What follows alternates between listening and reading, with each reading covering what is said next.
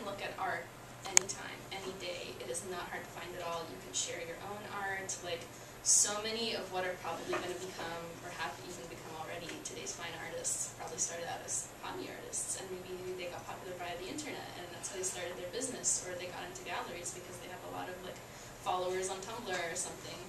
And so I think the notion of art for a very personal reason, like art that doesn't really have any sort of like socio-political like intent, etc., is really big in our generation.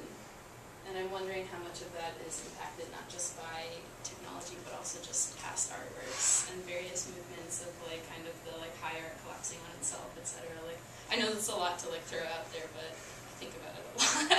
Yeah, I follow your train of thought on that exactly, because I think that with the digitalization of the way that we share art, I think art has become so much more accessible to people that you start to see this shift from this high art where it's like only a select few people can really understand it towards being something where it's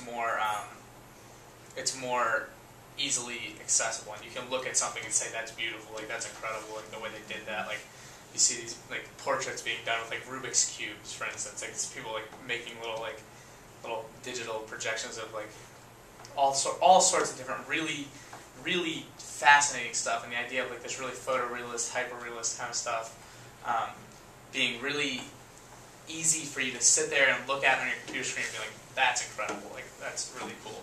Whereas if an artist is if Jackson Pollock was trying to put his work on the internet and trying to gain fame by doing that, like he would probably have so many just hate comments underneath his little like Tumblr page or whatever, and I think that's a really big thing. I think you're hitting on like something that's going to be extremely crucial in the moving forward of art.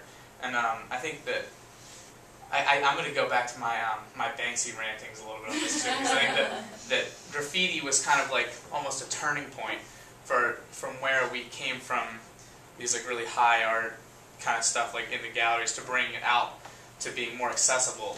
And when it became more accessible, more people wanted to see things that they understand and they know as being beautiful. So that's where people started being like, okay, well I need to learn how to draw, like I need to learn how to make something that looks really, really interesting and unique. And then it kind of moved from there to working on the internet. And now everybody, like, you can share you can go out and, bomb a train or something, like, which is graffiti language for doing some graffiti on a train. Not that I would know, but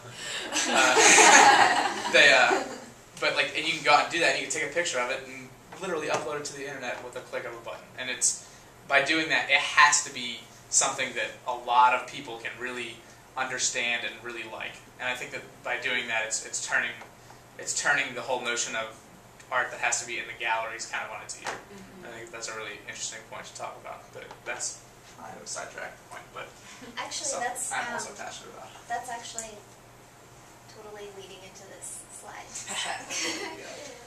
Because that's totally how Duchamp felt about galleries and museums, the whole elitist kind of concept of how they control the art world and control what is high art, maintaining the status quo, calling things art for art's sake. Duchamp particularly attacked the notion of art for art's sake as a falsehood and said that it was a call to maintain a status quo. He said that this maintained an art that had turned inward and away from everyday concerns, and it maintained the traditional structure of the art world, the world of galleries and museums that supported it. And very few now believe in this doctrine, including myself. Not that that is significant. But he was actually one of the most influential people to kind of say that this was not a true doctrine to follow. And now, everybody remembers our friend Marcel Duchamp from looking at other stuff, like his fountain piece. Everybody recall that? Yeah. The toilet that he titled. Was that meant to be kind of a jab at the whole art for art's sake thing? Like sort of like a, yeah, this is art. What do you think now, you know?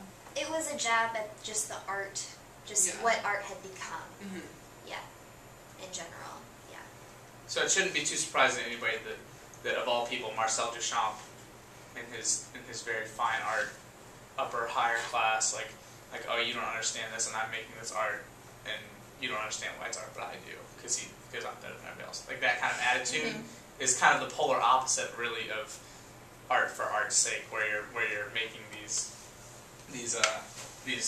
nice paintings that everyone can appreciate and have like nice formal qualities. Whereas Duchamp, I don't think you can even look at his work and discuss a formal quality of it.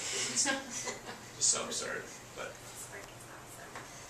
So, you guys all did the readings